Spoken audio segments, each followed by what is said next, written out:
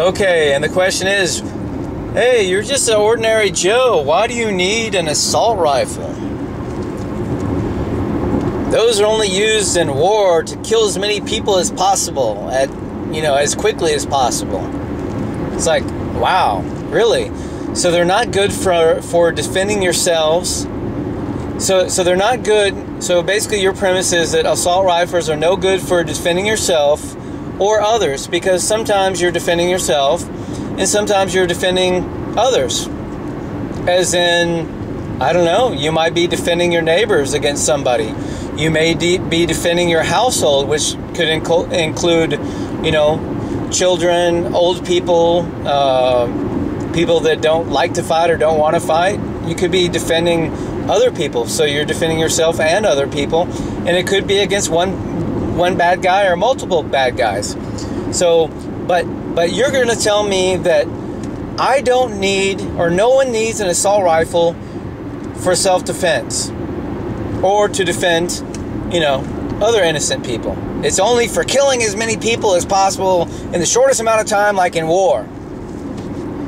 Well, gosh, you need to ask yourself, and maybe you should ask the police department, why police carry high-capacity magazines in their pistols, and why police departments carry AR-15s, which you say are assault rifles, with high-capacity magazines in them. Why do the police departments do that? Oh, I've got an idea, because the police may be called on to defend you from a bad guy. And guess what?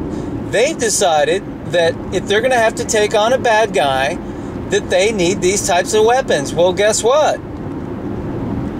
If you're fighting a bad guy, it doesn't matter whether you're a policeman or not, because, violent criminals don't even care who's police or not.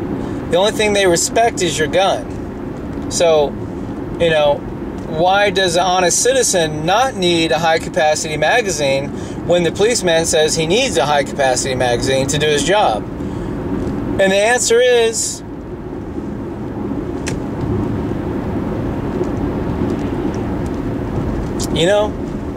the answer is there's no difference. If you're gonna take on a bad guy, and there's a certain type of gun and a certain kind of magazine capacity that's better for the job of taking on a bad guy, then it's good. It's good for taking on a bad guy, and it doesn't matter who you are. It doesn't matter. The gun that you're behind doesn't know whether you're a policeman or not. It's really the gun that's doing the fighting, and not the person behind it. Okay? How many bullets your gun has, how powerful your gun is, how easy, how accurate your gun is, that's what's important, not who's behind it. So it doesn't matter if it's a policeman behind it or, a teacher. It's the same.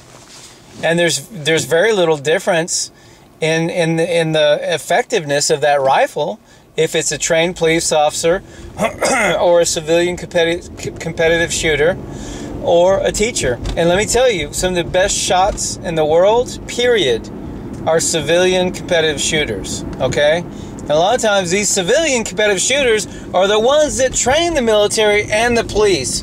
So get off this idea that only soldiers and military can handle guns and know how to use guns and stuff like that. Man, it's the civilians that are teaching them how to do it. Anyway, or do it best. I mean, look at these people that win these shooting competitions, man. Most of them aren't military police, I can tell you that. They're civilians. They just spend time shooting. The cop has to write tickets. He has to do all kinds of other stuff.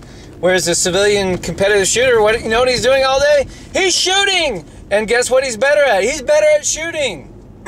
I'll bet the cop can handle a domestic dispute better than the competitive shooter can, but I'll bet you the competitive shooter can handle a shooting situation better than the cop can. These are different functions, baby. You know what I'm talking about? Okay.